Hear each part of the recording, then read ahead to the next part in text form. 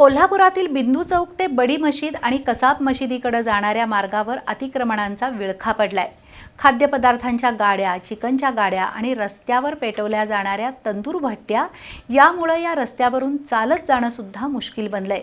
अगदी मशिदीमध्ये प्रार्थनेला जाणाऱ्यांनाही या अतिक्रमणांचा अडथळा पार करावा लागतोय।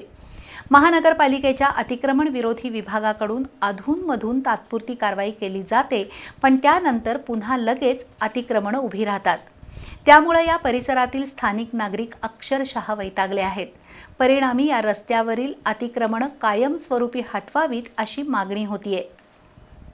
कोल्हापूर शहरातील अनेक रस्ते आणि चौक अतिक्रमणांनी व्यापले आहेत। अनेकांनी फुटपाथवर टपऱ्या मारून बिनधास्तपणे व्यवसाय सुरू केलेत। त्यामुळे वाहतुकीची कोंडी तर वाढतेच, पण नागरिकांना साधं चालताही येत नाही। याबाबत कोल्हापूरच्या सर्किट बेंचच्या न्यायाधीशांनी महापालिकेचे कान टोचल्यानंतर अतिक्रमण विरोधी विभागानं कारवाईचा धडाका लावलाय। पण ज्या ठिकाणी वर्षानुवर्ष अतिक्रमणधारकांनी ठाण मांडलंय त्या ठिकाणी मात्र जुजबी कारवाई होतीये। कोल्हापुरातील लुगडी ओळवरील मटण मार्केटला लागून बिंदू चौकाकडे जाणारा एक मोठा रस्ता आहे।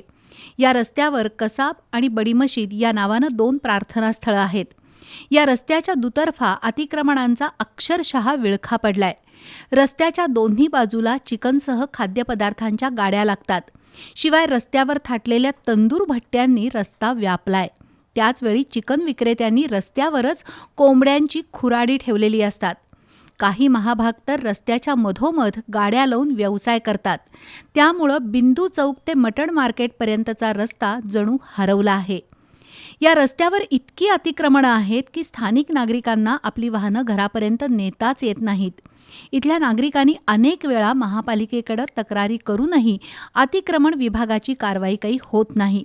उलट तक्रारदारांना धमकावण्याचा प्रकार घडतोय।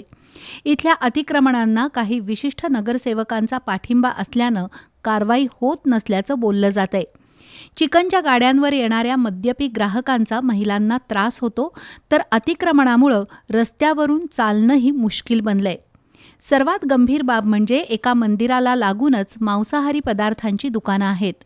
अशा परिस्थितीत महापालिकेच्या अतिक्रमण विरोधी विभागानं बिंदू चौक ते मटण मार्केटकडे जाणाऱ्या रस्त्यावरील अतिक्रमण कायमस्वरूपी काढून नागरिकांना दिलासा द्यावा अशी मागणी होतीये।